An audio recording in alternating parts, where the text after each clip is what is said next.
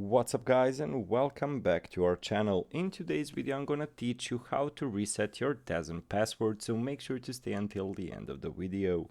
But before we move on, it would mean a lot if you subscribe to our channel and hit that notification bell on.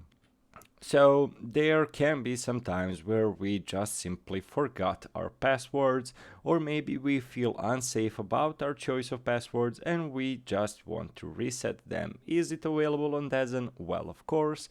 How to do it? Well, there are a couple of ways. So basically you can check your inbox of your email account for an email from DAZN support with the subject change password. That is an option when basically you go forget password option.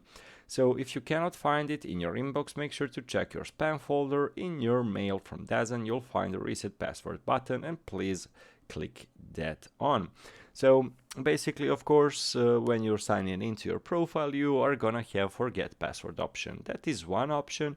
And the second one is just typing in your browser reset DAZN account password, and a link with this name will appear. When you enter on it, you just enter an email address with which you are signed in to your DAZN account.